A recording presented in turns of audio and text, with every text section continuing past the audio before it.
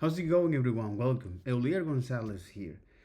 In this video, I take a look at the input cheat sheets as a way to now is understand when I building is any user interface on the web, and this is true also for any other primitive that the React library offered to us to render in a specific platform. In this case, it's on the web, but it can be also on the mobile, like React Native, or on the WebLG. To render is 3D elements, but in our case, is only on the UI. All right.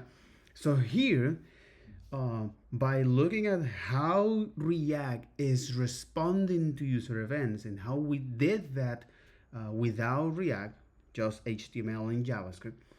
So now it's React that is calling our functions for ourselves, especially when the user interact with these elements. In our case, is inputs, right? Which is something that a lot of time we need to set, as well as rendering list of elements to do things. So this is what we are. This is what the most front-end developing application is all about, right? Is writing this user interface um, and understand how to interact with this using React. So React has this specific way of wrapping now is an element, or in other words, is by creating now a particularly HTML elements via its own React function, the create function, when you can specify which HTML element you want to create, as well as the props and the children. And then in return, it gives you now an object that describe is the state of that particular user interface.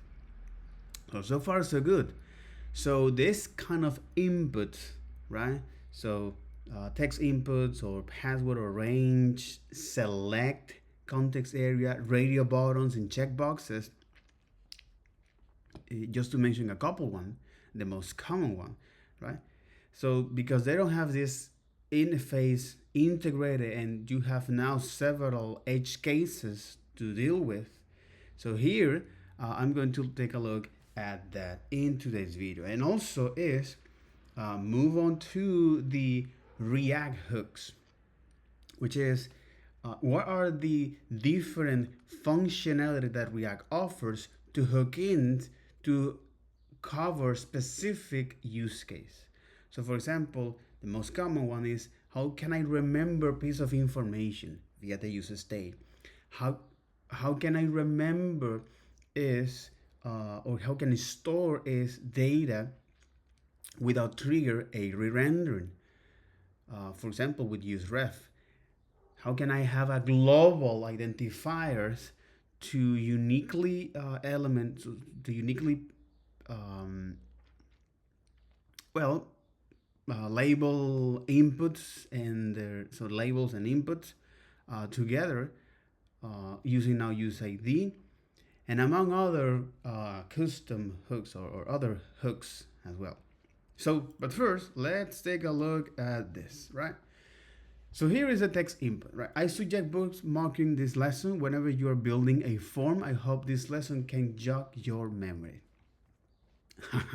Trust me. So yeah, text input. So for control text input, we bind the React state to the value attribute. So we can set the initial value for uncontrolled text input with the default value. All right, you can say, hey, this, what we're doing is letting React take control of this input. Remember that these elements, at the end of the day, they are transformed into JavaScript code, which is calling React for each one of those elements, right? Again, it's a React create elements with this name and followed by the props, and if that prop contains some content and so on and so forth, right? So here I'm telling to this input, hey, React, take control of this value, right? And whenever you detect now a change, you're going to now update this new value as it is. So we can set the initial value for uncontrolled text, which is interesting. For uncontrolled text input with default value. Here is how a controlled text input works. So this is it, right? Initially it's empty, and then you got is this, right? If you have nothing, this is now empty. All right. So far so good. When working with control inputs, as is. So when working with control inputs, if you don't set this as it is, you don't set this input as it is, right?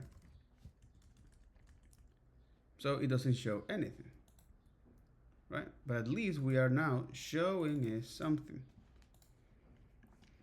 So gotchas, when working with control text input, be sure to use an empty string, again, text inputs, as the initial state. Otherwise, you risk running into edge cases caused by the flip from uncontrolled to control. So in other words, if you're using now, if you're using now a text input, make sure that you initialize that as an empty value, because if you're not, in this case, let's say something like this, right? If you initialize that to null, right? For example, like this, right? You might be in a wonky state, right? Because now, if you know this will be passed from uncontrolled and control, because initially if this value is null, so this attribute doesn't appear on the DOM, all right? For example, like this. More information about why this is necessary on the data binding lesson.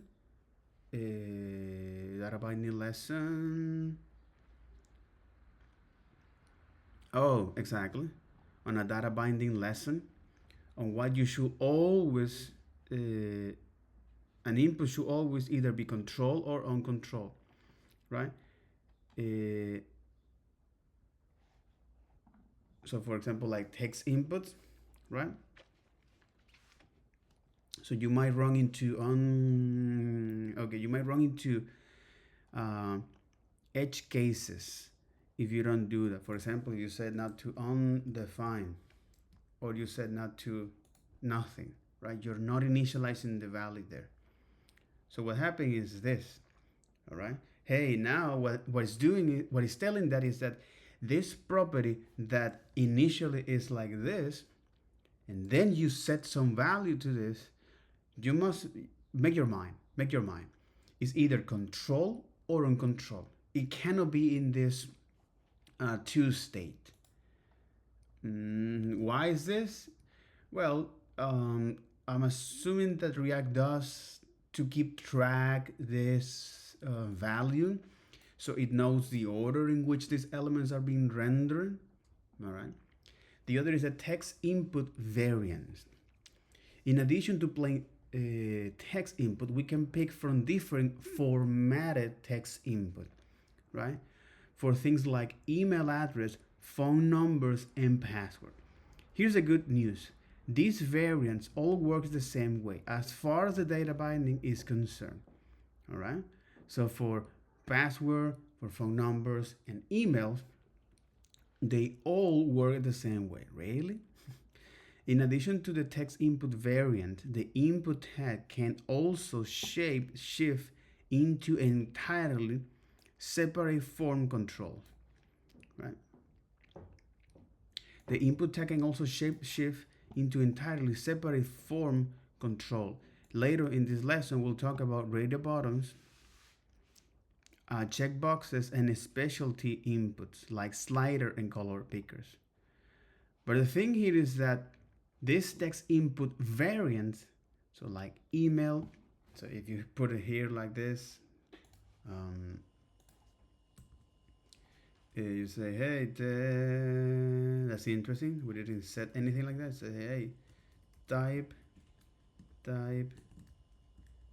text, all right, or type email, right? So the validation here,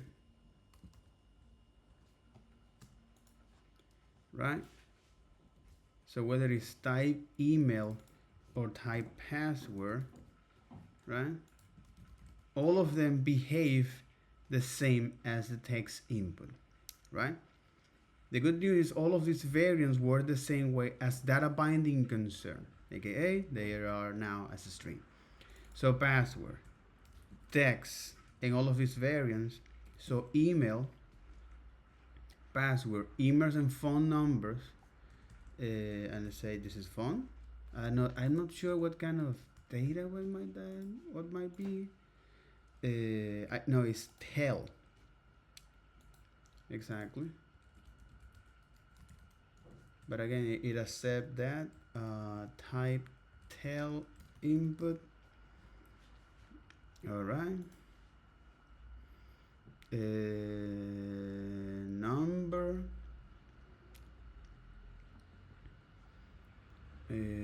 Text, email, and password.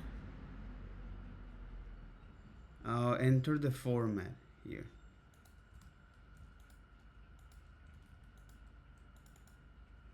Enter your format. Okay, this is to enter the format. Again, there is no validation from this side.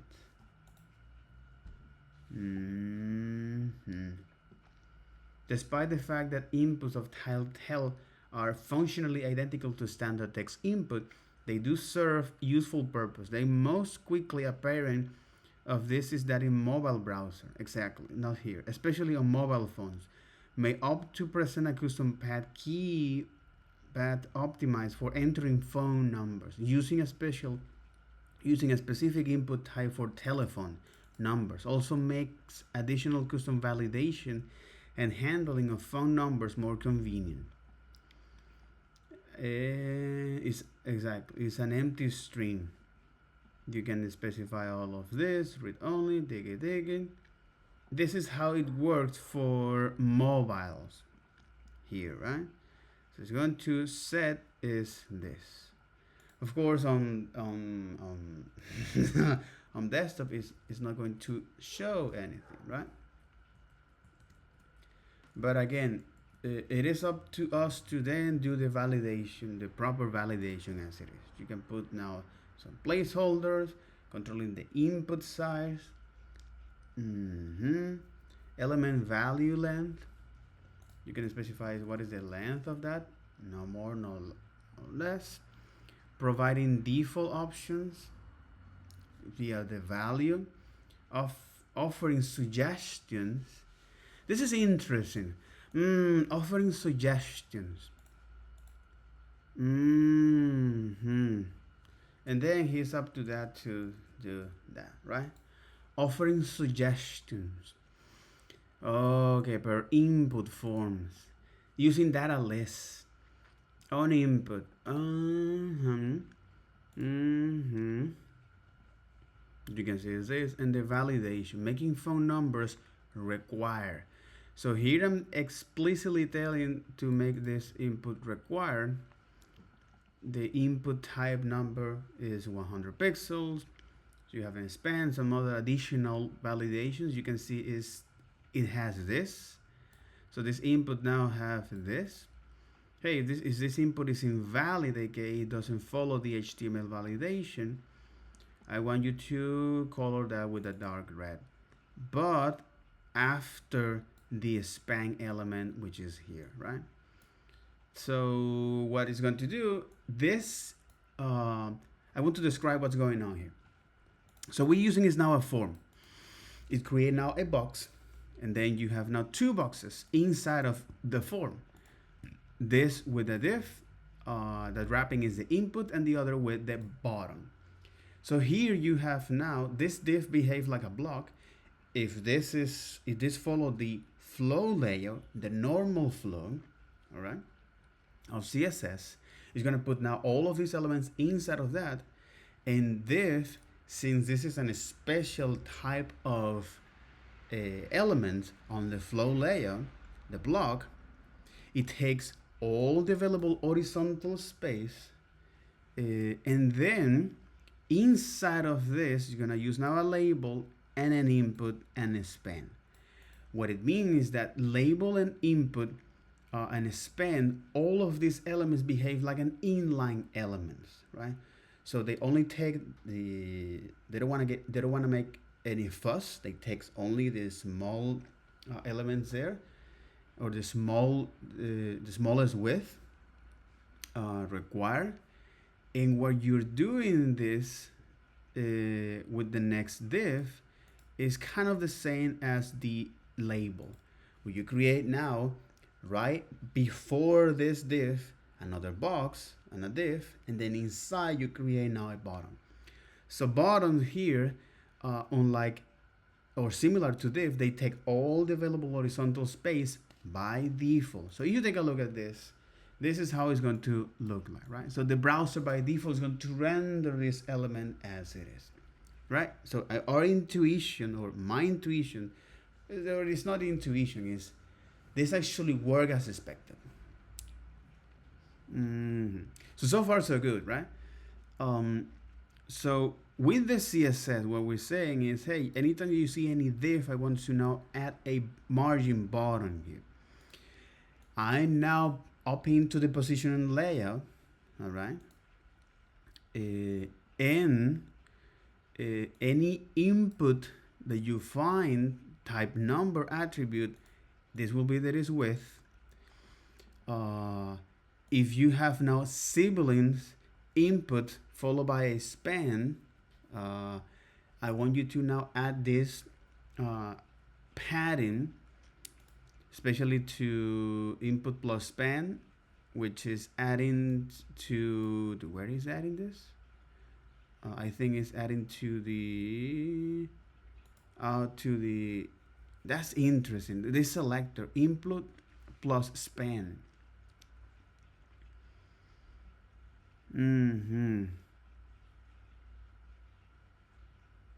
This is interesting. Which element are you applying to this?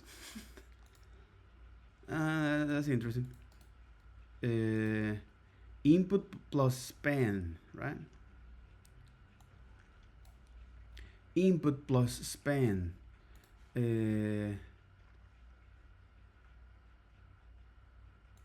So this is the input, right? So this is the input plus span. Oh, okay. If you have now an input followed by, if you have now an input and a span as sibling, I want you to now add padding right 30 pixels. My question is that to which element, bro? Right, because it has now some class known as validity. So what happens if I comment this, or if I remove this?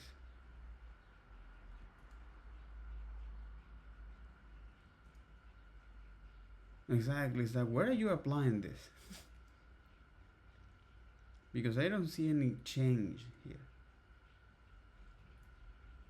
Input plus span.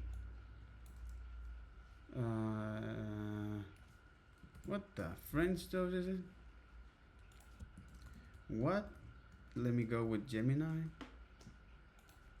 What this input is doing. Or what this selector is doing.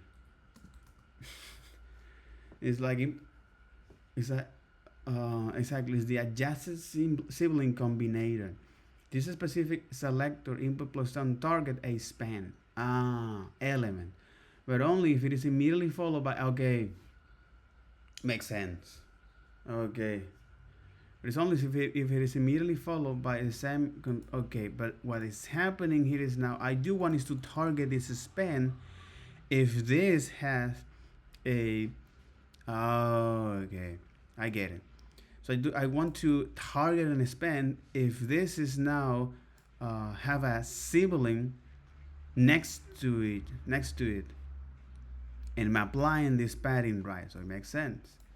So it's applying it to this. right? And it's applying the padding right. So it's now adding some padding to this, right? And then it says this: hey, if the input is invalid, and it's followed after an span, I want you to add this decorative element as it is. So when this is going to be applied, based on the input state, something that you don't control, it is up to the browser to do so when it evaluates that, right? You see how now it changed? But that's interesting, because otherwise it's going to now put that small validation there.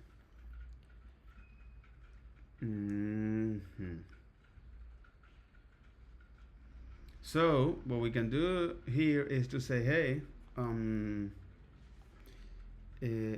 not only that this must be required, but also the mean length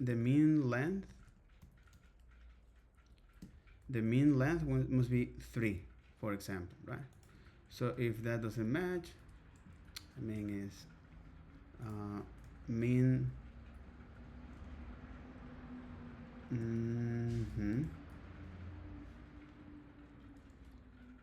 mean length. What if I want to apply some mean length? So mean length. Okay, mean length. Okay, mean length of this, and then if that is 3, all right, it follow that as it is. So this is quite interesting, because this is a small snippet of code, when you are able to compile it in your own mind, that's actually is something that people on the industry are looking for, and this is also useful for you, right? So that's fine, that's great. This is how you can now add some of this text. And all right, so that was just to look at the common gotchas in text input variant. Okay, whether it is password tell or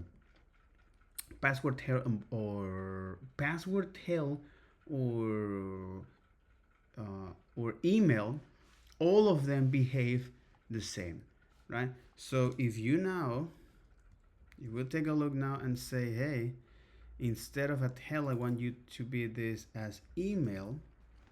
All right, so now it's do this validation, right? So if you don't do that, well, you can also is up to opt into, there is no need to mean length here, right, to do some validation, right? But these validations come when you're trying to submit that, right? Please enter in the following add to this is incomplete. So you get now this kind of basic HTML validation, but it's up to you to say, hey, if they already have something good, right? So if they follow this particular pattern, so far so good. Okay, now so that's great. All right, this is for text inputs and text input variants. Okay, so password held in password held in email. And now I look at the text area. This actually works exactly the same like text input when we set the value to React state, and the default value to set the initial value for uncontrolled components. All right, this uncontrolled components. So when you say, hey, default value of comment, right? And this is it, right? But again, it crashed because it say, hey, you shouldn't change one from one to another one. And in fact, this comment here is being used only, all right, what you don't refresh, okay. And if you say this to default value, right, and then you're trying to add some data there, you can see as it is. But in any case, most of the time we're gonna use is value here, and default values to set the initial value for uncontrolled component. It has to use a control text area. And again, some gotchas. As with text input, be sure to use empty string as initial state. Otherwise, you risk running into edge cases caused by the flip from uncontrolled to controlled problem. The other is radio buttons and checkboxes. Things are a bit different when it comes to radio buttons. To wire up a radio button so that it's controlled by React, we need to set up the check property to a Boolean value. It is specified whether the radio button is currently ticked or not. That property is indicating that if this is ticked or not. It's currently ticked or not. The default check property can be used to set initial value without making it a control input. All right. Okay, if you want to opt-in or out of this uncontrolled state or control by React, you use this value or default value. Okay, so in this small, say, hey, field set, do you agree? And here, by defining is the radio button here, let me in fact let me in fact recreate this, right? Let me in fact recreate this and say, but of course, let me now is have this. Let me have this image here.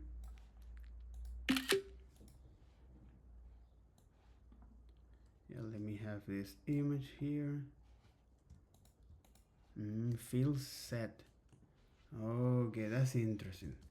And let me put it here now, this image. All right, so I can toggle in from this to another. So here you can say, hey, if I want to let the browser to wrap this field, I can use this a field set, right? Use now the legend property or HTML tag, and here is, this will be now putting here. Do you agree? So do you agree? All right. That's interesting. So now the browser is rendering that for me. Okay. And here's when I'm gonna put my input values, as you say, input. So input type, input type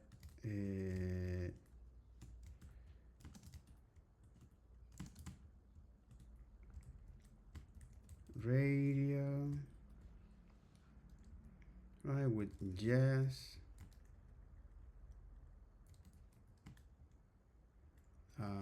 Is this with the value yes, right? And then I want to recreate this here, but in this case with the value of no, right?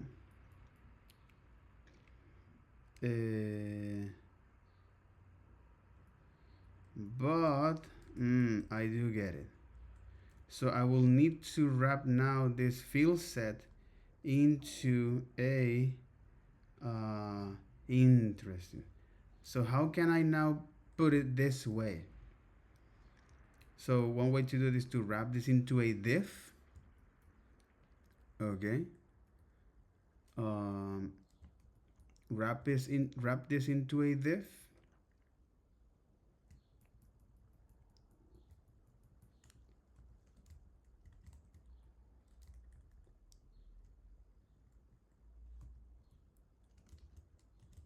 You say yes. Mm.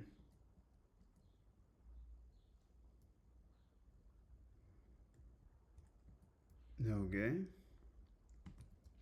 So now I want to wrap this as a box. So what I can say is, or either using is, this is not a field set. This is now, so putting here the label and to say yes, but this will render that as it is. What I do want is to render this next to that, all right? And then I want is to now wrap this another element, but because if I wrap this as an input, what it's going to create effectively is elements next to each other. So how can I wrap this into their own? Or by wrapping them into a div, all right?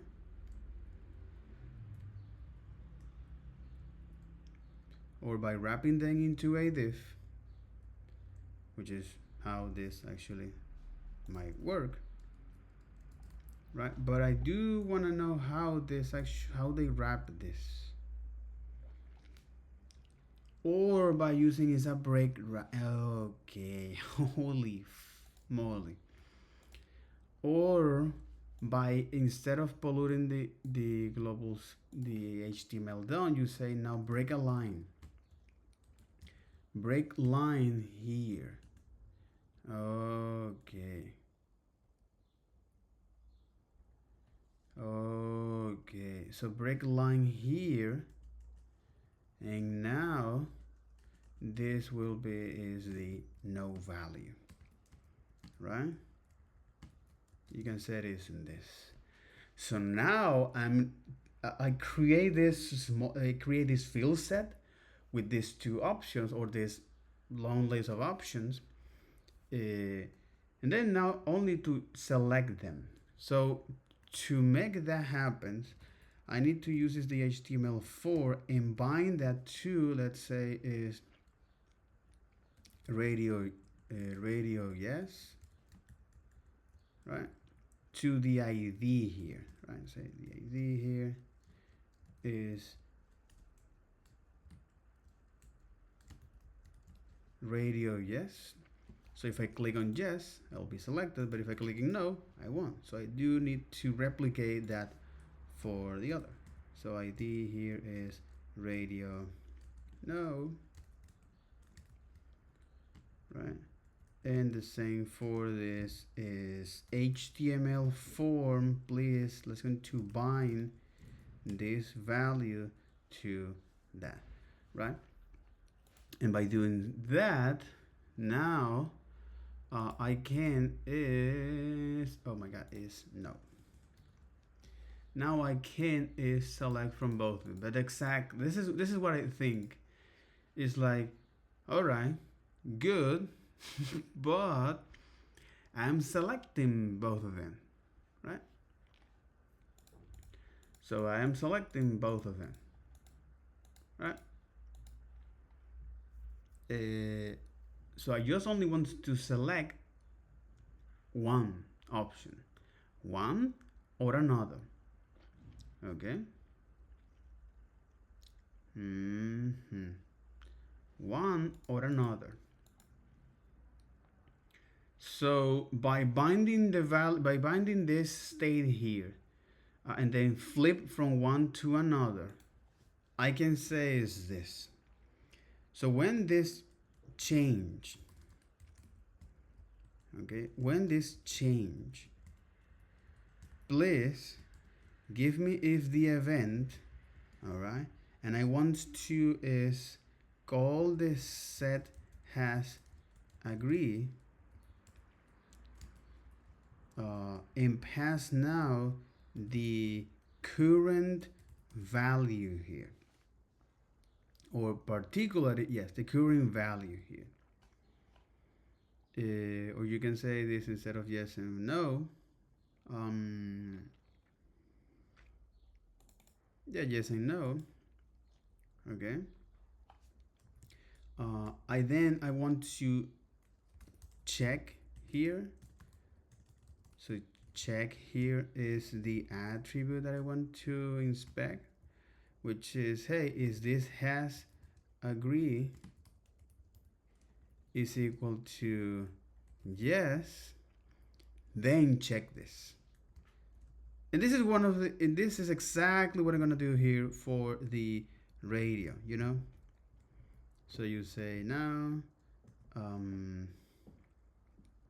so when this change, please give it to me is that event that I'm going to now set has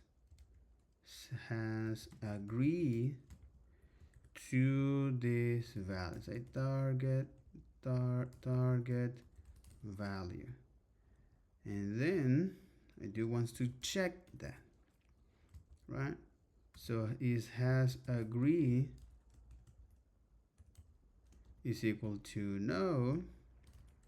Makes sense. Set this as true. Okay. And this is how now we can actually change from one to another. But here's the thing. It is also useful to start with a particular state when you're doing this, right? So now we can change from one to another. Exactly. This is now this one. Pretty simple. Pretty simple. Actually, it's the same as I put it here. Agree to term. Agree to terms. Agreed to terms, ID agreed no, agreed yes, and agreed no, and so on and so forth. This is another one. I didn't set the name here to that. Name, group a set of radio buttons together so that only one can be selected at a time. It must be the same value for all radio buttons in a group. So what's happening here is that if I now get rid of this, I do have, yes, get rid of this. This is uncontrolled input. With the name I'm grouping is several inputs. So the wires, they will be by I'm grouping in several inputs. I can say agree radio. Okay, and the other is agree radio. Yeah, here, right? So now by default the browser is controlling that. Okay, I'm not doing anything, I'm just letting the browser do what it does. Okay, and then if I want to add some interactivity to this to detect those changes, all right, I can actually do the thing that I did here, you know. Is I type radio and ID and then the value followed by the name, right? And then here on change, please give it to me is this event, the target, and from there I just want to get is the value, right? So okay, so you get is the target here. If I want to destructure this another one, I can do that by saying value, right?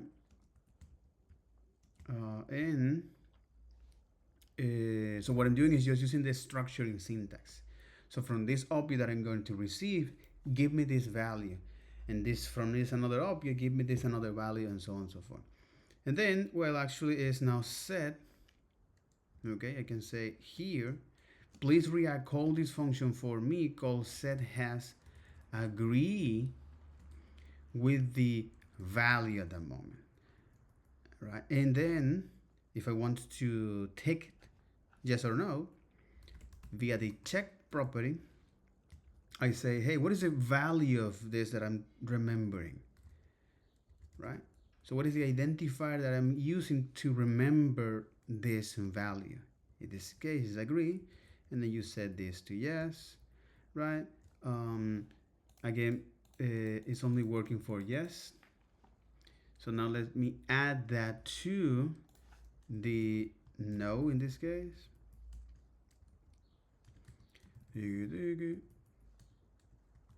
Value, no, and here we are, right? But is now why this is happening? Because is taking is the last is taking this because the condition has met, but the browser, when you have now a group of right button, it's gonna take is the last one. So if I set this, now it will work as expected, right? Okay, so far so good, right? Simple, silly example, by the way.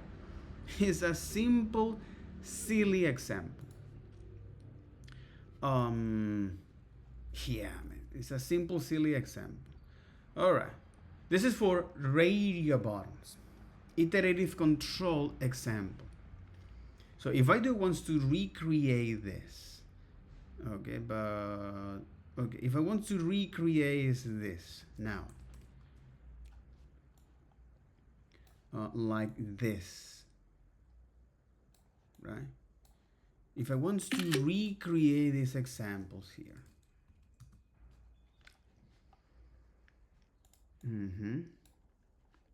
if I want to what the French toast? This one, right? So let's go to recreate this example here, okay? It follows the same pattern, which is, hey, let me now is remove all of this, right?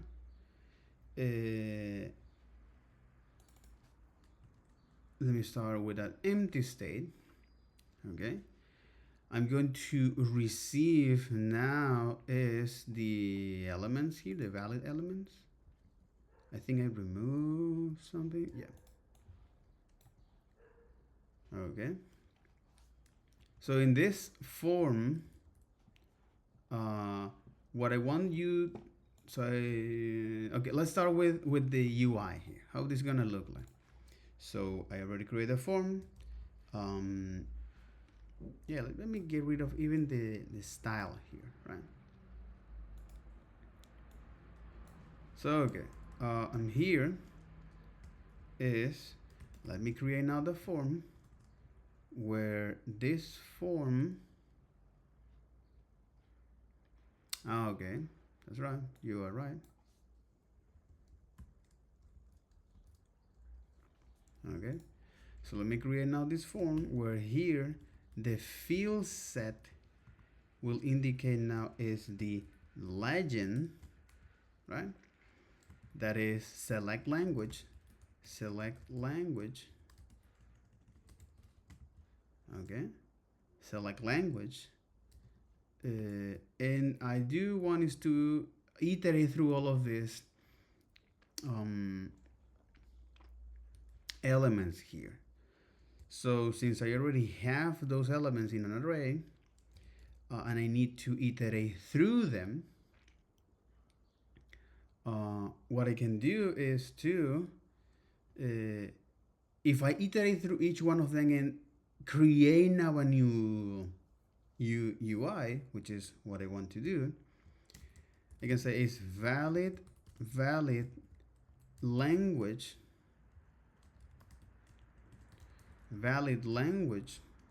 okay? And what I want to do is not only to render all of this, that's interesting. But on each one of those elements, I want to create now a radar button, okay? That, yeah, I want to create now a radar button and select only one of them, okay? So I can now iterate through each one of those radios here, and then now create a specific user element to transform this piece of information, this static piece of information, into another piece of information, which is now a UI. That's what I'm doing here with the map. Taking is the, let's say, call it option, right? And create that element as it is, which is the input type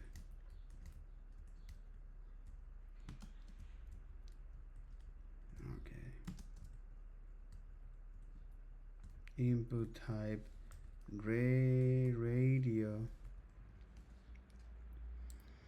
Okay, just for this, and I want to group all of them here in the same. In this case is, I'm gonna call it language or radio languages.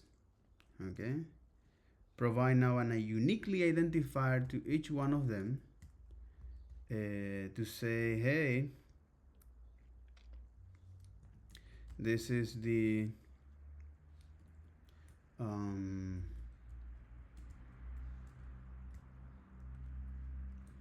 this is the radio followed by the option. All right, and as I do that, come on, what the French stuff? And as I do that, right,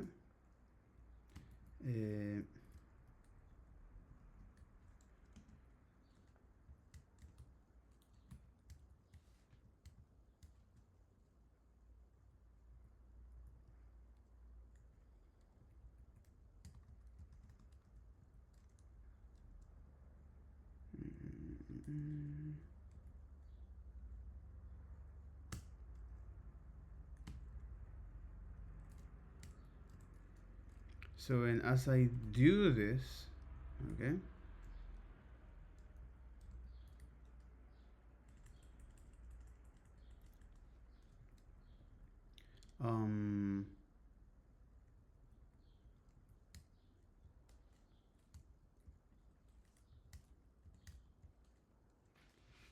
exactly. So as I do this,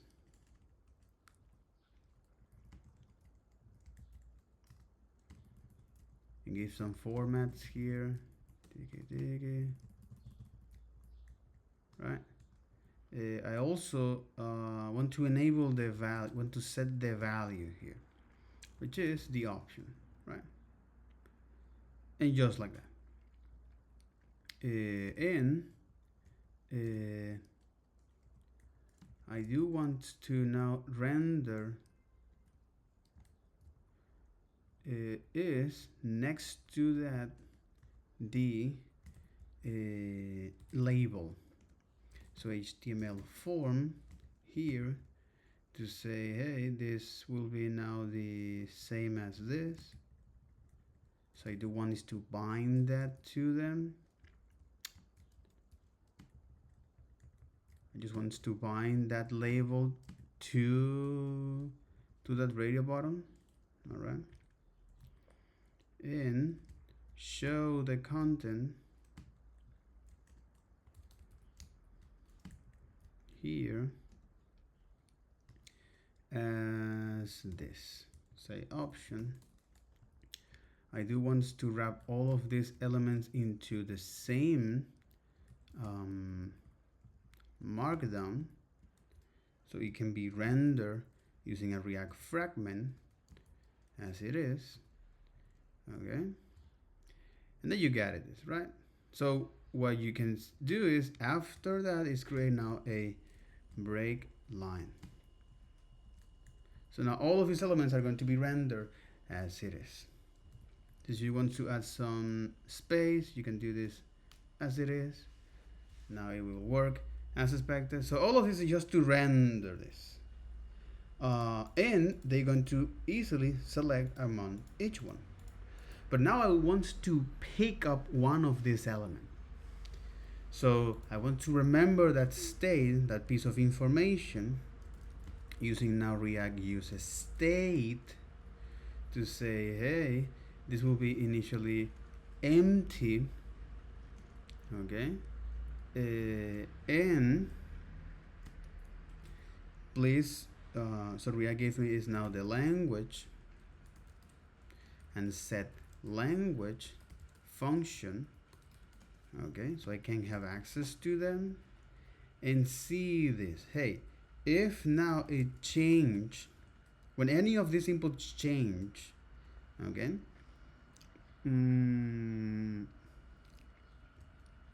again, I want is to now get the target and the value, and please now set the language to the value that you have.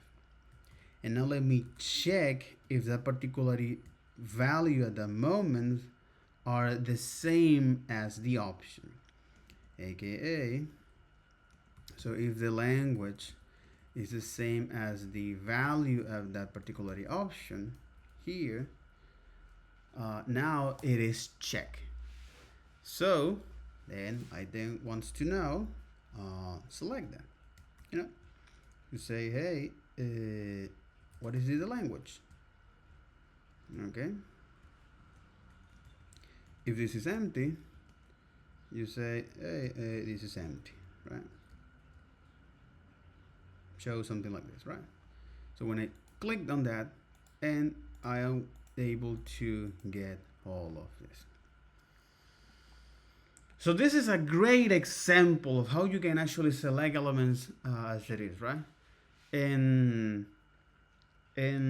holy moly, again, there is a lot of details involved, but this is just to this is something that we can also use. For example, when we need to populate some piece of data and then I'll do some data treatments to render that using a specific UI, in this case radio buttons and so on and so forth.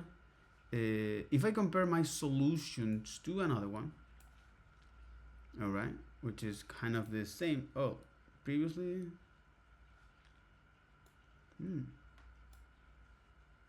oh, it had a little bit more space.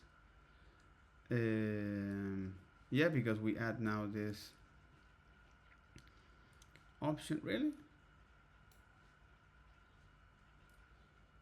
Exactly. We add that as it is, right? So we map all of these options as it is. Okay, it used now a key, but in my case, I just want to use now a in my case, I use now is a fragment here. But if you use now a div to uniquely identify this collection of value, it makes a lot of sense to do so. Absolutely, right? It makes a lot of sense to do so.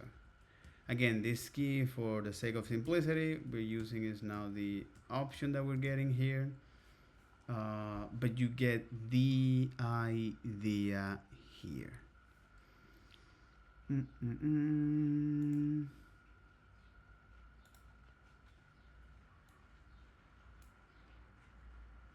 There you got it. All right. Cool. So yeah, this is how you can select elements as is. So what I have learned here is that, again, working with radio buttons or checkbox, particularly radio buttons, now there is an anatomy here. Hey, it's going to use names to group all of these radio buttons together. If we want to group them using now field set, we can do that.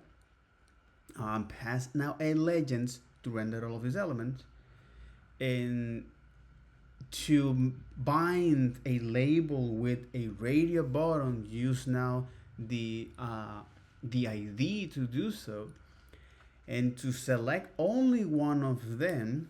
So the text that change, set the value in your hook, in your state, and then now check if that value is the same as the particularity option.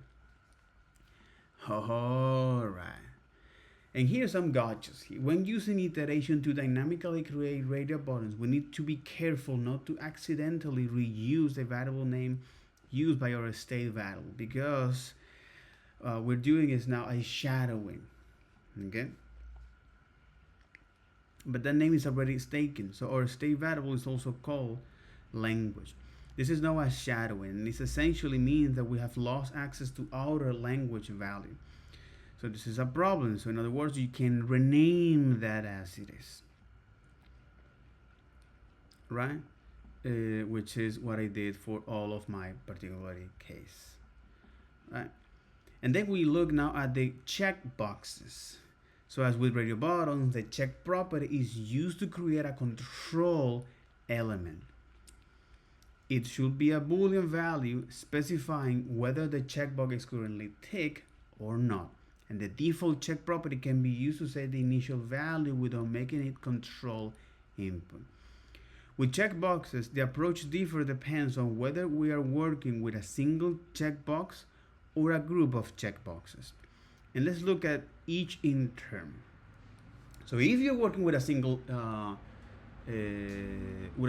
checkbox, you might want to go with the again. Okay. Well, actually, this is interesting because, yeah, you said this on that, right? So on change.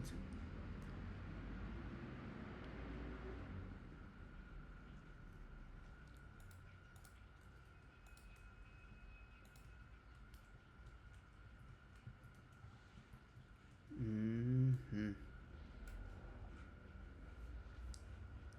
Okay. Anyway, but with this, okay. So the idea is to opt into that. So whether it's a true or false. So this is okay with checkboxes. You either is have one single checkboxes or multiple one. So for single, you say, hey, this input type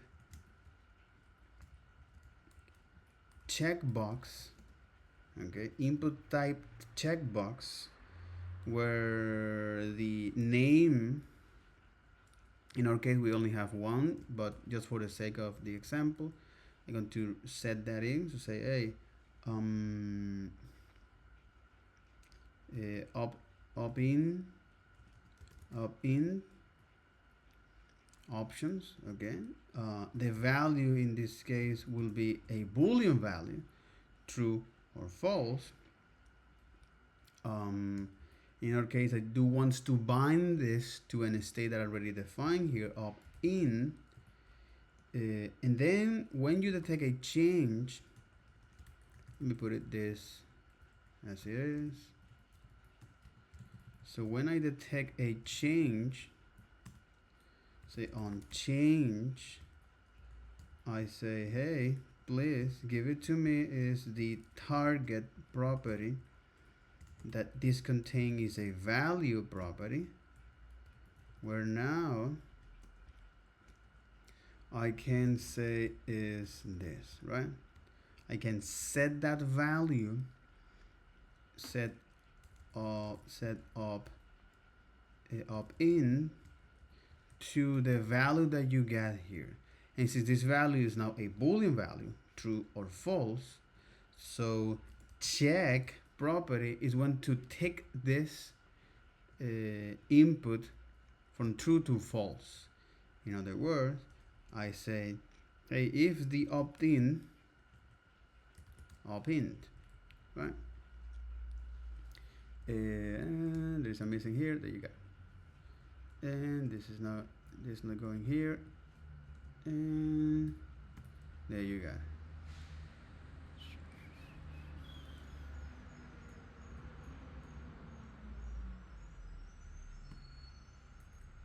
Okay. Is There you got it. Is here. Exactly. And then set up into this one. All right. And add the label here. All right, let's gonna add a label, HTML form, because the ID here is not that different. So the ID will be is now checkbox opt-in. Okay, is this one, and the I am not sure what this needs to be shown. Let me see what it needs to be shown. Yes, I would like to join the newsletter. Okay.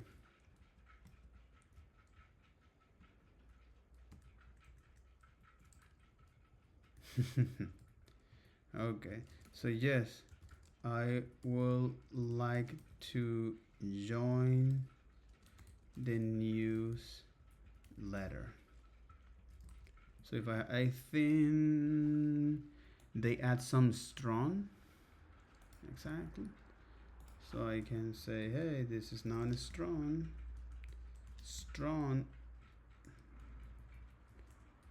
label here. Yes, that. So I would like to join. Yes, I would like to join the newsletter. So right now this is full, and when I click here, it's gonna pass through all the pipeline here. Oh, is to. Oh, that's right, because I need to switch from one to another. So it says, so switch from one to another.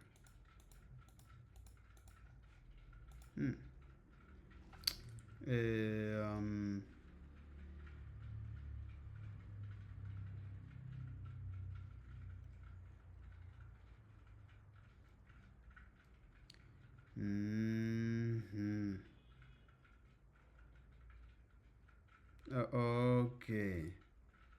So the value is up int, and I'm setting as a value to that. But this is a Boolean value, so it's supposed to change to that.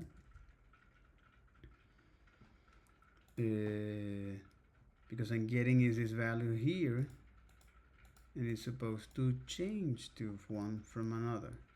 But here is a check here.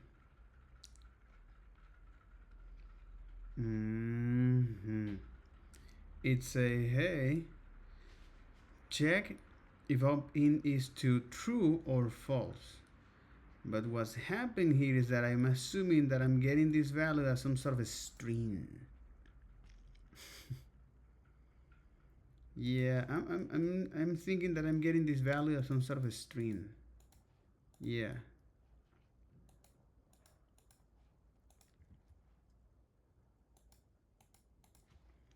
I'm thinking I'm getting this value as some sort of a string because it select first, but it's not able to unselect this.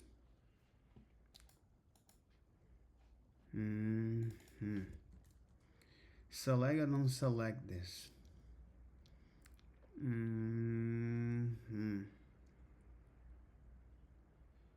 Okay.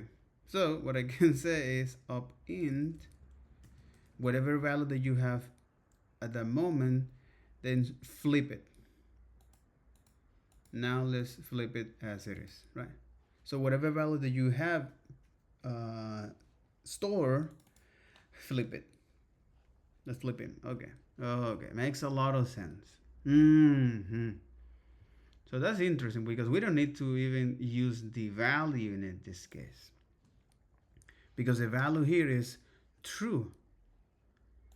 Okay. That's interesting. We don't even need to do that. If I look at the example here. Okay. It's using now the check property. That's interesting. It's using now the check property. It say, okay, instead of the target, say is check. And it's using check for that. And this check is gonna verify if the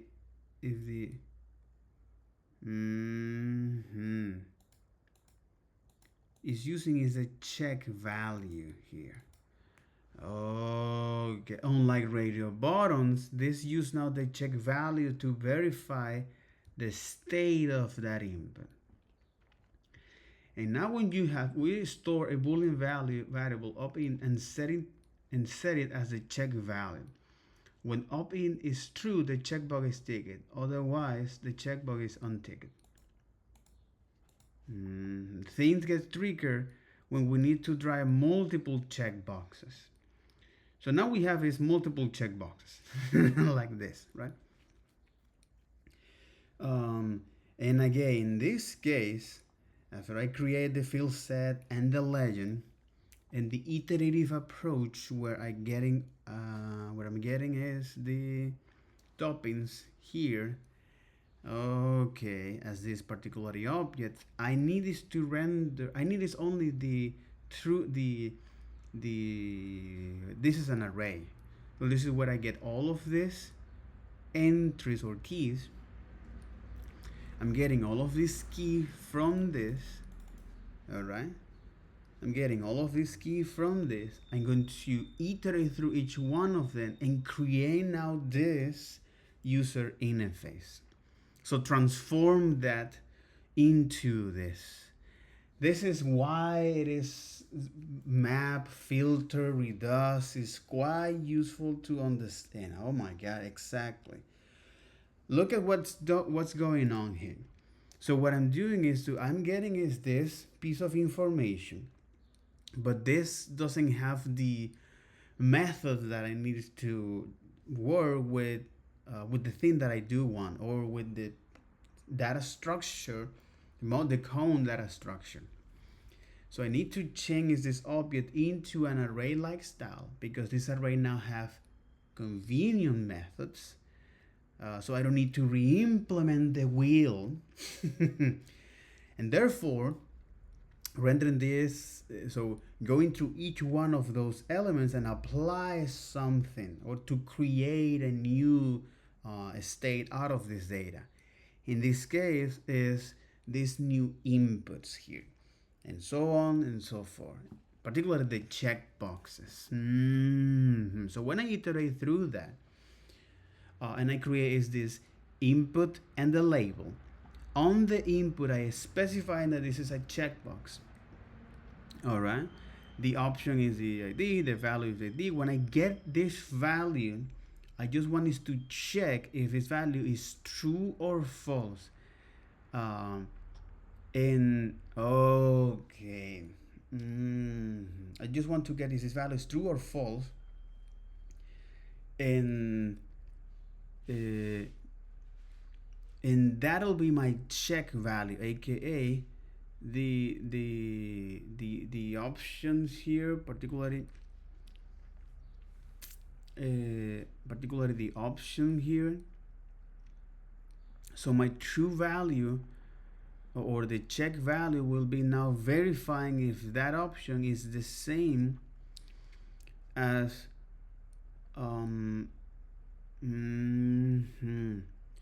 is the same as this object that I'm storing this value of the initial value, and then I flip that. So this, what it's doing is to mapping here, making React aware of this piece of information, and bind that exactly. So bind that, right? But with the check attributes. And when you want to show the check property, you're going to check if that property in that object at that position is true. Holy moly.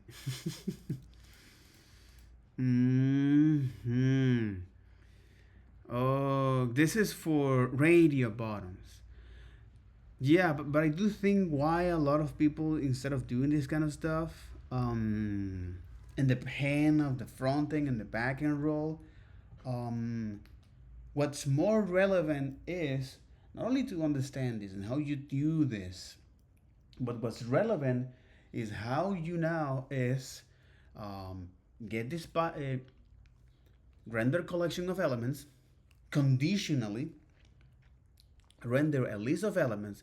How you do that conditionally, I don't care about if you apply a style or not, but also you want is to know how you can then pull data from any database, okay, and and then wait for that data to be shown, okay. And then how now you conditionally is establishes an authentication method and so on and so forth. Again, this is what is the task. This is what most of the task is all about in the front end, at least right now. This is why.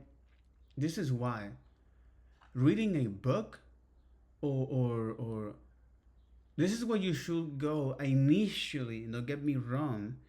You should go initially with any of these coaches or guru or these kind of people to actually get a sense of what they're mentioning, what they're talking, why these things are useful, and there is a point that is now it is up to you, right? Which is exactly where I am. Okay, holy moly! In this class output is now showing this state as it is. I don't know what this output class is doing. Let me in fact double check that. Okay, let me in fact double check that here.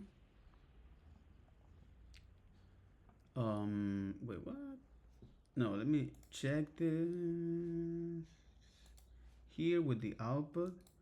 What do you think that this might look like? What do you think this class might apply? Is let's get rid of this, right? What do you think this style might be applying? That's a good question. So if you want to show all of these elements here, and this paragraph is now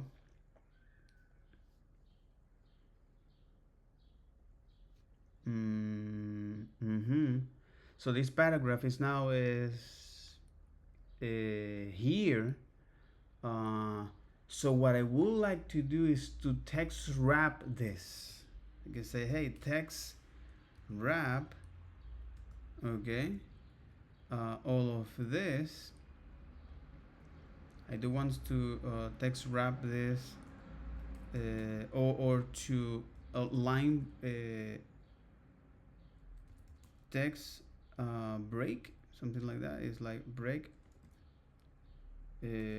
line, or I mean it's line break. All right.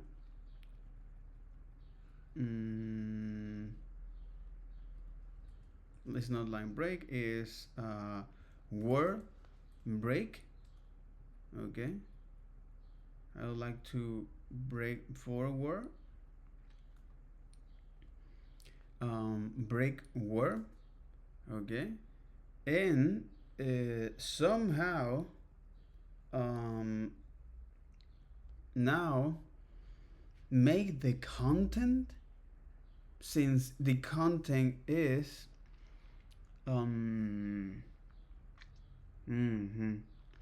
since this content is now a series of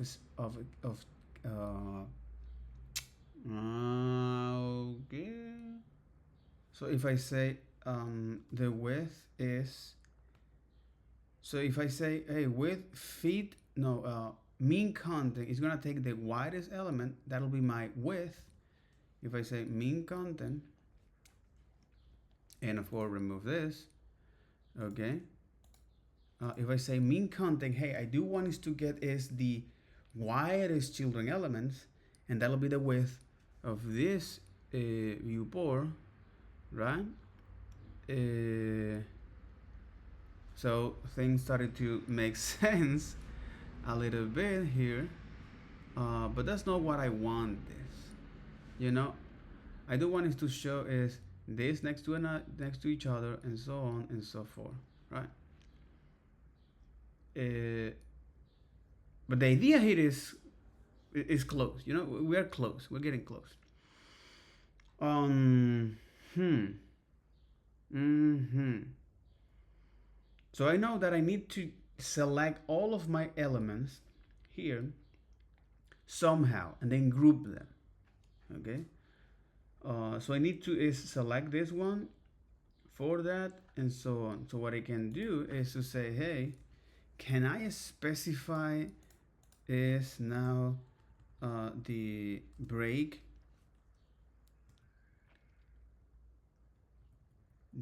after avoid column avoid, I'm not sure what is this line or word break, word wrap, right? Because again, oh, okay. I want to create now a layout, right? Um, where the first element will be this, and then I want to select is the second, the first and the second and the third elements to be on the same spot.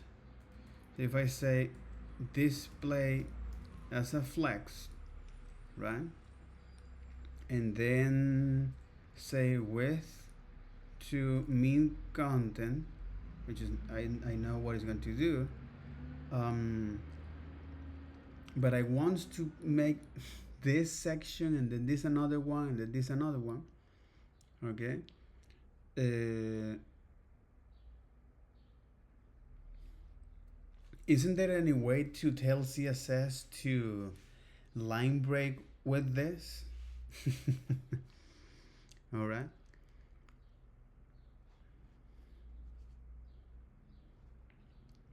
Because if I say this, it's going to now break the content somewhat the way we want. All right. But I do want is to wrap these elements, right? I do want is to wrap these elements.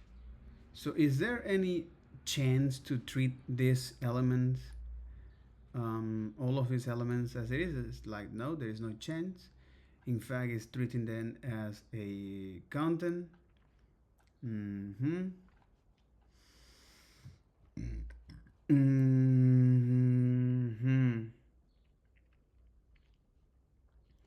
Again, the end design is you get this one and then you get is this. All right. So once you have the text on token here, break a line, and then I'll show this as it is, and until you find the last character as it is, right? But this is on the content. So the content is this, right?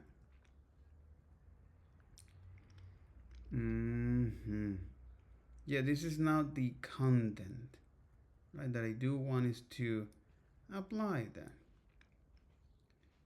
And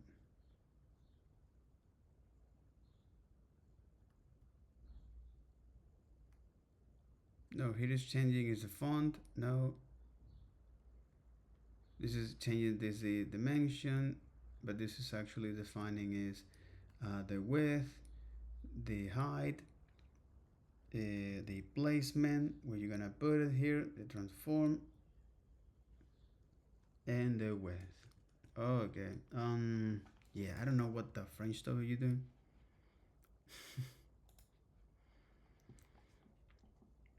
It's a text align, white space, pre-wrap. I know that something here going on. Font family with min margin left, but this is white space. Holy, only with just a particular property? No, fuck that. White space.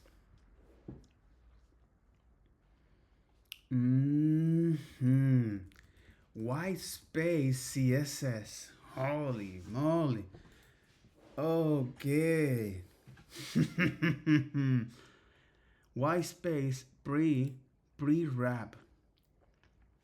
CSS property set how white space inside an element is handled. Mm-hmm. Mm-hmm. Okay. By space. Mm-hmm. Okay. So instead of so the token here is a space. Pre-wrapped is it's a sequence of white space are preserved. Sequence of white space are preserved. Lines are broken at a new characters. And this is exactly this is the behavior that I want. As necessary to fill line boxes, equivalent to preserve wrap. And here is a line are broken at a new character. Okay. New lines are preserved, space and tabs are preserved, text are wrapped, end of line are hand, and end of line are hand. So here with the white space, you are saying, hey, let's now, God, this is a very specific stuff, bro. So with white space here, let me, well, enable all of this, yada, yada, yada, yada, yada, yada, yada, yada, yada. But let's get rid of this. So with white space, you're saying, hey, I want to now break lines when you, after a white space. So after a white space, I want you to break line. You want to break line. Interesting.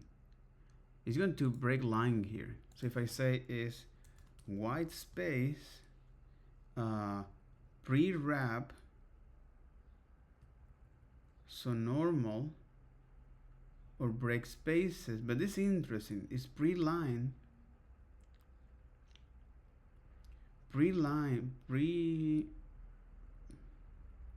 pre-wrap. So pre-wrap here, what it's doing is this. Come on, what the French does? So pre-wrap, it's a sequence of white space are preserved. Line are broken at a new character. Okay, so when it identifies a new character, lines are broken. And it is preserved here. Okay. So because these contents are now so now works as we want with white space is preserved pre-wrap. What the French does? Sequence of white space are preserved. Lines are broken at new line character at BR and as necessary to fill line boxes. And as necessary to fill line boxes. So if you find a lines are broken at a new line character.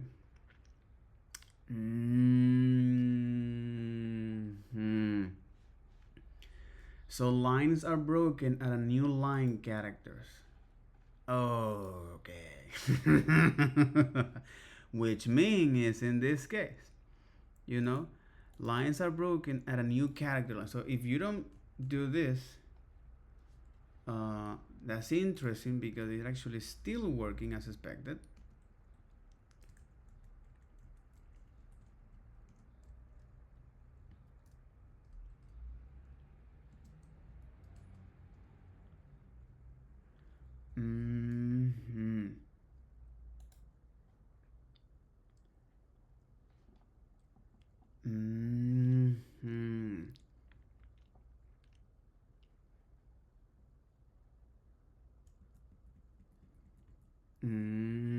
It's because when I do this JSON stringify, I'm taking this object and transform into now this place. Okay.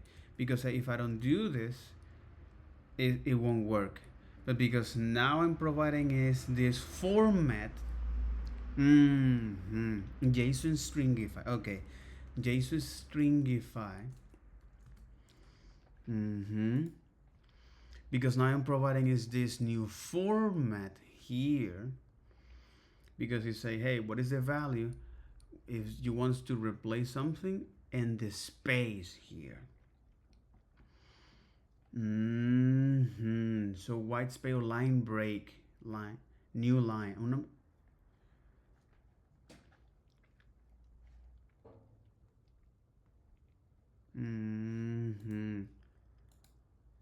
So let's take a look at this to improve readability here. So if I set this to 1 or to 0, I'm not adding any line break, but here I'm adding that.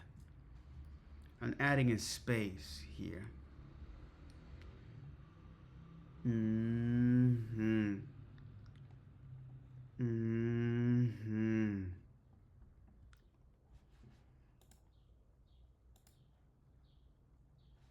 But again, I'm adding is a space or a line break.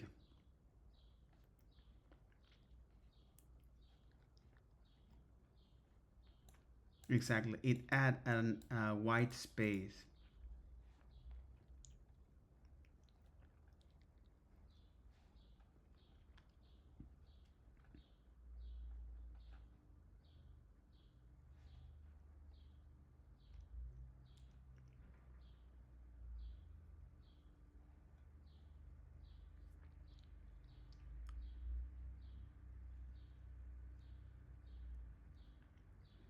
Mm-hmm.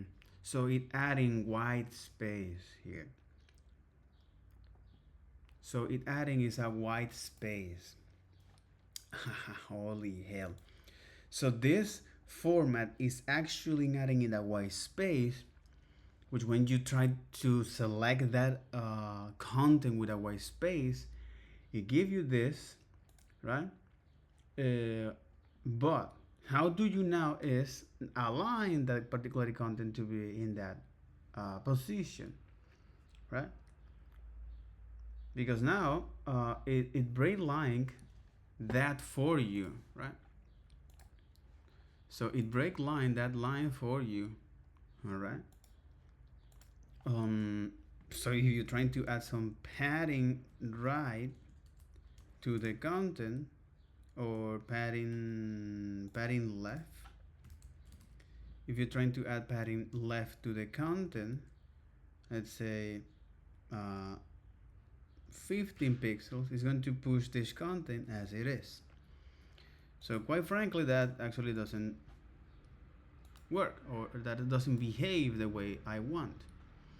All right. So I don't have access to this element here. But if I say now, hey, all of these elements will be displayed as a flex. All right.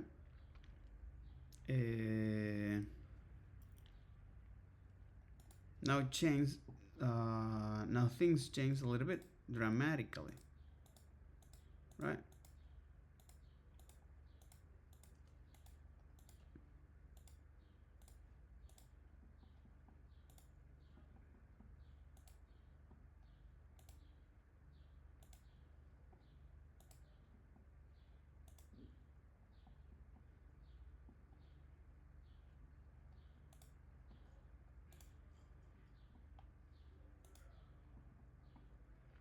Again, but with this, it's like okay. So, but again, this is a box at the end of the day. But I do want is to somehow access to that box content and apply some padding to that element. I don't know how you do that, by the way. Output, because you put it in this way. So somehow you are now is uh, it's not only changing the font, but it's to add in that particular space. You know what I mean? It's like, what the French though is this? It's indeed change the shape of this. So, oh, and holy hell. For real, nigga? Okay, so you look at this. Yeah, but if you say, um, why this behaves like that, and say text is white space pre-wrap, all right, and then now say width to be the mean content, which taking is the maximum space there, all right, and then if I add some padding to that, to each one of those elements there, to say, hey, padding to the left, it's going to add that, but and push the content there. Come on. It's not here, it's this, right? And if I add now the width and say mean content, all right, exactly, it's going to look at the children, it's going to look at the widest children element width, and that'll be the width, which is not what I want. If I say max content, it makes sense, but if I say mean content, and then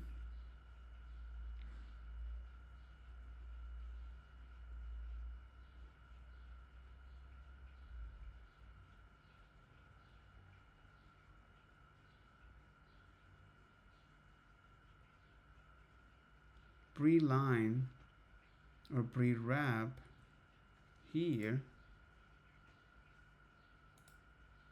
that's interesting. I don't know, I don't know why, what is doing here. Output, it's a feed content, but if you set now to the feed content, so this is if I say mean content. If I say feed content, right,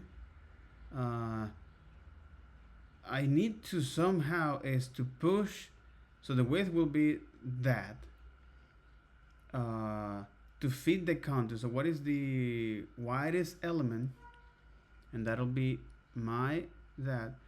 But the thing here is that how can I access to these elements and then notch this from one place to another?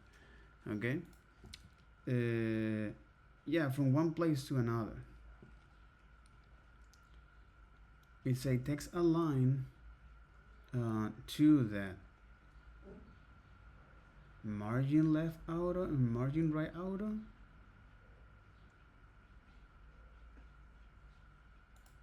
So if I say is margin, it's going to take all the available space in the left and in the right, margin left, and say auto, and margin, okay, this is to center this box, right, and say auto is doing that, but the the other is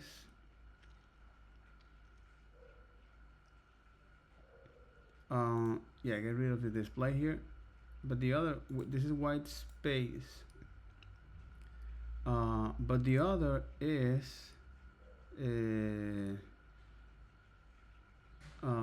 trying to align this text. Oh, so if I say text align is going to, if I say text align to right,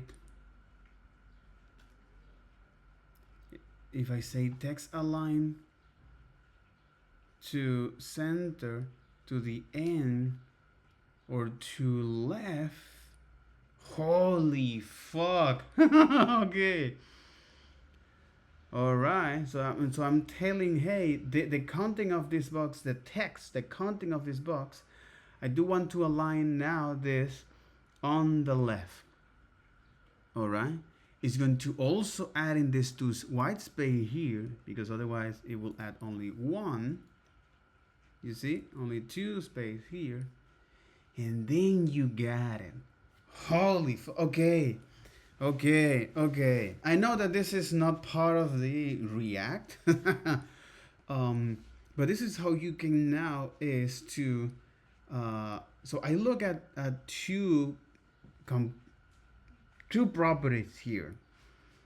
And one convenient, even though there is no need to even set this with fit content, um, because with the margin and left auto, oh, it's because this is taking all the available space. So what you can say is say, hey, width or max width, it'll be, or no, mean width, it'll be 120 pixels. All right. So this is now the dimension of this box. All right.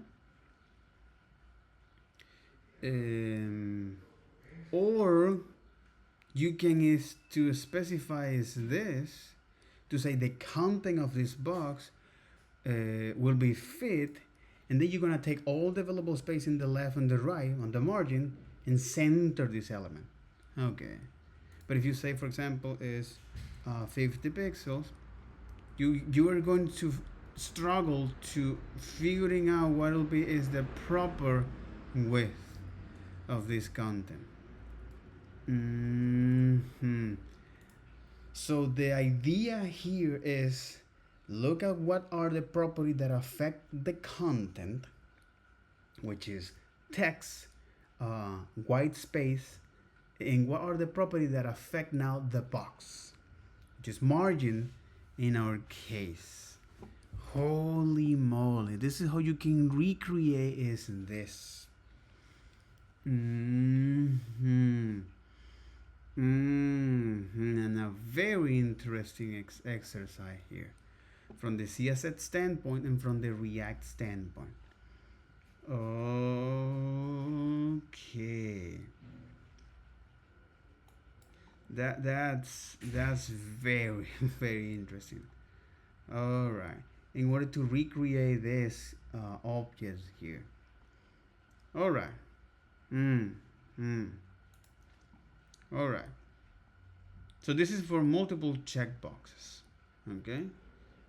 And how you can see those objects here. So if this is going to transform now into a more nice, beautiful, readable way, hey, this is the object that I want to stringify.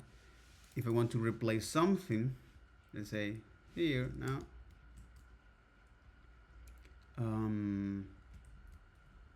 I can pass now this is an array, and I want to replace this with this. I do think is this, or the replacement, and in case now I don't want to replace anything, which is part of the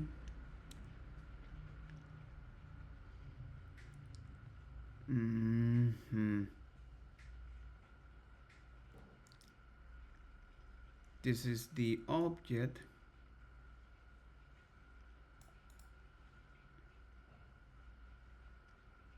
Exactly, this is the object.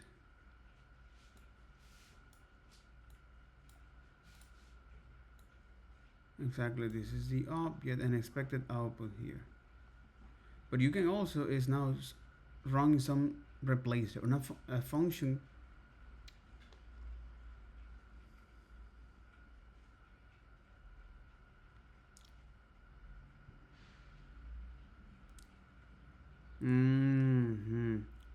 Okay, it's like a replacer.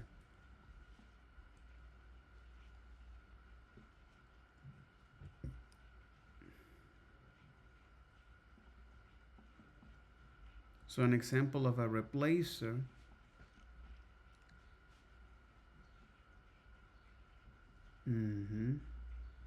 because this is type coercion and how all of these things is gonna look like.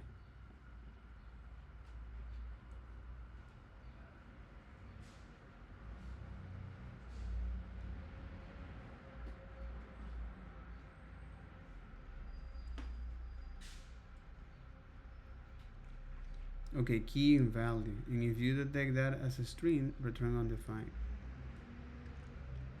If given an object, if that is a string, don't return anything. So given is only those that are not. Okay, if you want to, right, if you want to replace some key on that object, given a specific condition, go beyond the scope of today's video, but I do think this is a very interesting stuff to actually do so. Let me see if I can recreate that here on the code pen, right?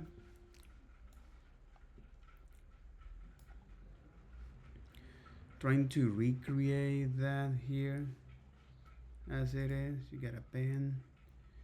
Here we got now is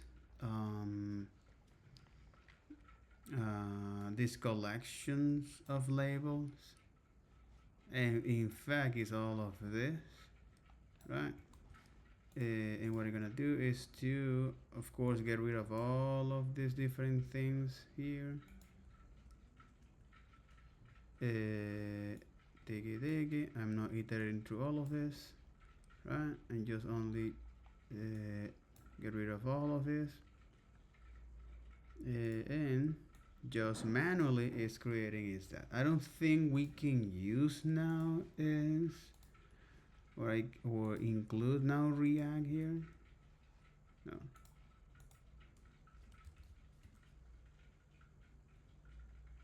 Okay, version 19.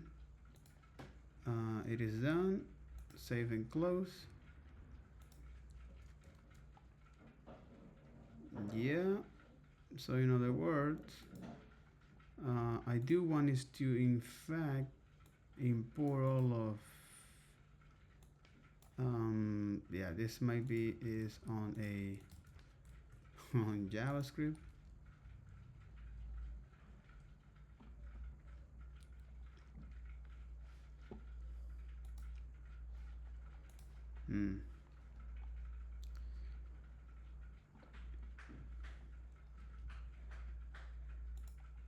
Yeah, I will need some preprocessors to do this. Oh my fucking god.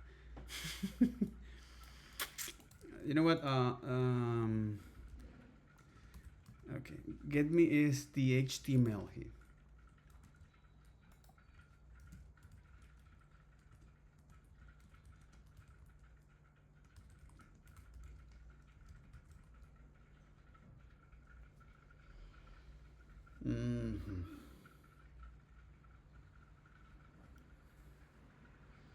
Yeah, because I don't wanna get lost into the details. It's like no, it's not, it's not.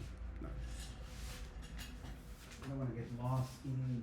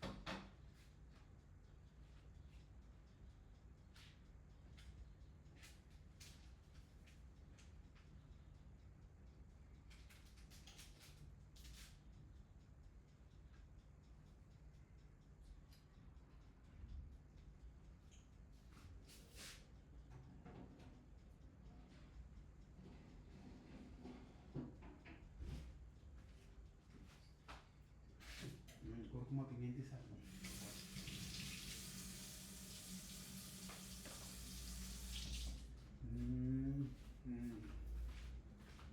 Yeah, I don't want to get lost into the details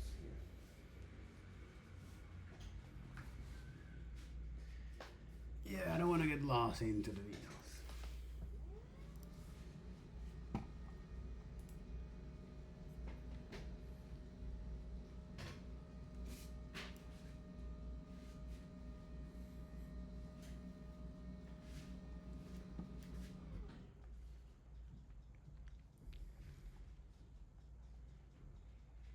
Exactly, and the update displayed is now a function that is going to get that element, update the content to show that. And that'll happen when you call the update display, which is triggered by any of these inputs. Well, they don't specify those inputs. You specify those inputs here to no the topping form, but it's here on this. So you select each one of those elements, and then for each one of them, you're going to create now an event listener, okay, that is going to now is get that element and verify that. In other words, you're going to update that value and then call update display, which is going to show is the updated content. Holy fuck. This is how you do this without React. Right?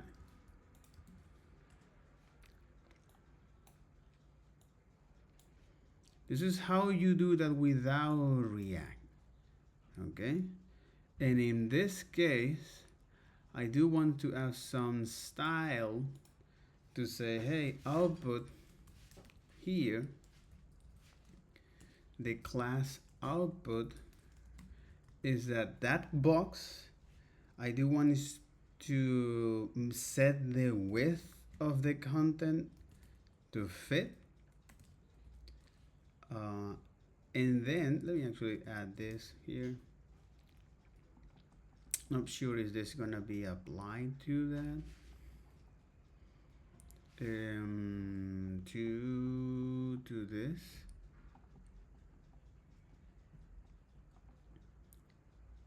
Stay displayed. Get element. Oh, stay displayed. As it is.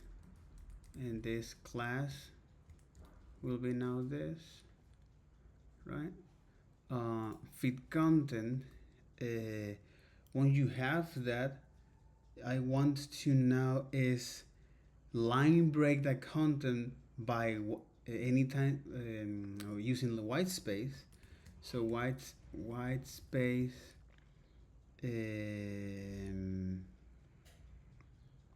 White space.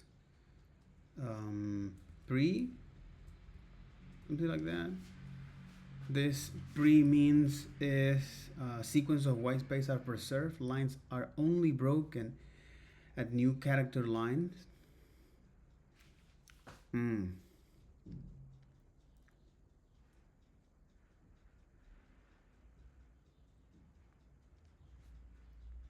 So pre-wrap here, and I want to now for this box take all the available space horizontally and vertically by saying is margin at the top 0, but horizontally take all the available space.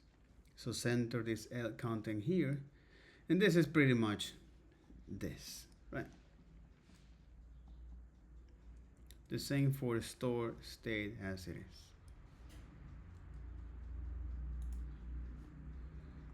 And the store state, you can say text center,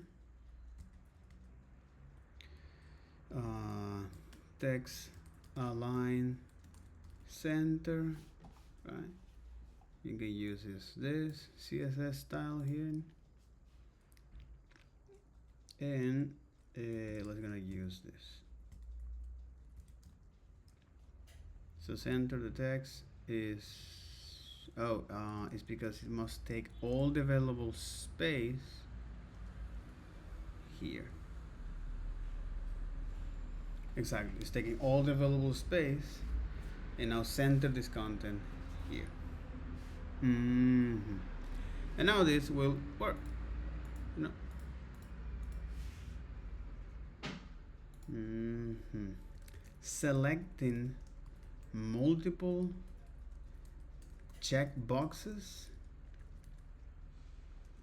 Exactly. Or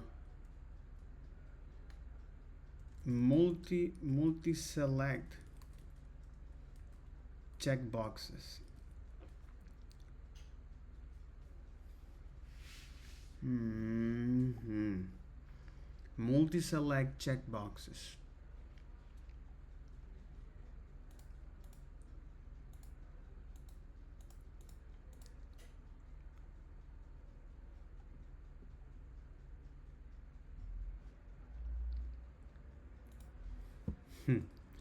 Vanilla JavaScript.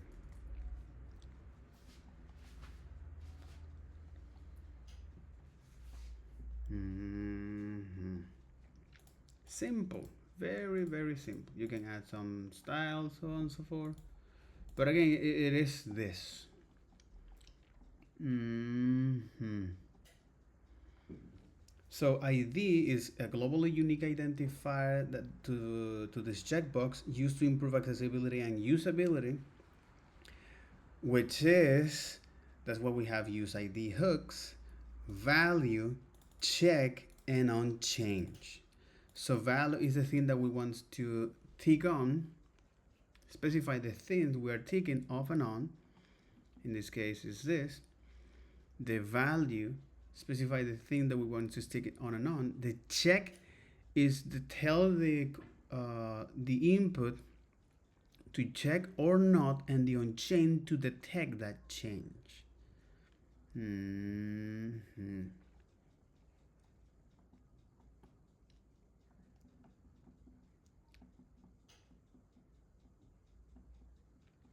And the other is select. To create a control select tag, we use the value attribute here. We update the value with an on-chain handler, and in effect, it works exactly like a text input. So here's how to control a select. I'm well aware of this. You just set the ID. This is just for putting, so to let now when you click here, it focus on there. Mm-hmm. And then you define your options with their value, and when you select, so when on change, you do this as it is, right? You get this one, and you're going to update the value range. And then some gotchas. As with text input, we need to initialize the state to a valid value. This means that our state variable initial must match one of the options. This is a smelly fish. One small typo, and we risk running into some very confusing box. uh, exactly. So to avoid this potential FUD gun, you set an option object, and I prefer to generate an option tag dynamically using a single source of true. So now you know what the things is generating here. And what is the values that is going to bind to, right? And then generate that dynamically with the options as it is. Specialty inputs. And then you have now type range, type date, and type color. Fortunately, all of this, they all follow the same pattern as text input, right? In fact, MTN lists 22 different valid values for the type for the type. But the most common are what I mean, even though input or file radio, range, reset, submit, tail text, time, week, to select now a week. This works in Chrome, that's great. That's interesting. You can look at all of the week. Oh, holy moly. 52 usually. 53. Oh. Mm-hmm. This now have 53. 53?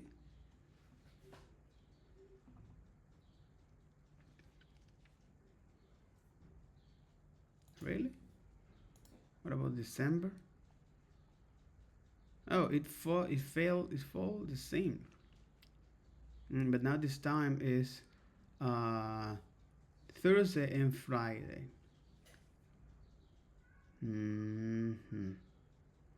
Okay, that's interesting. Okay, and all of the this is the attributes, but you got 22 of them even for search. A single line text field for entering search string. Line breaks are automatically removed from input value. May include a delete icon in supporting browsers, as so on and so forth. Submit a button that tells the text the time. But it's interesting that it now add this nice little gotcha here. URL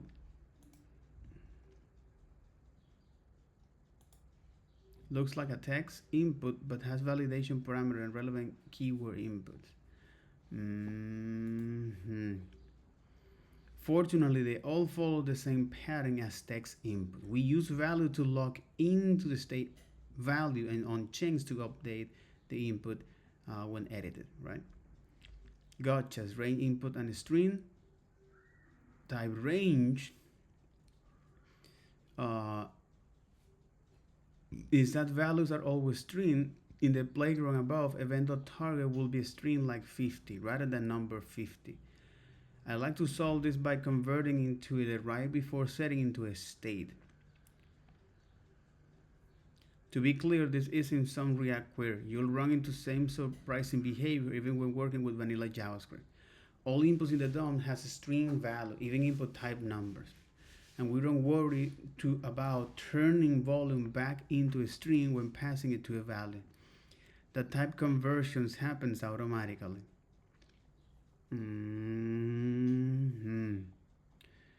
Okay. It was interesting. That'll be all for this video. Take care. Bye bye.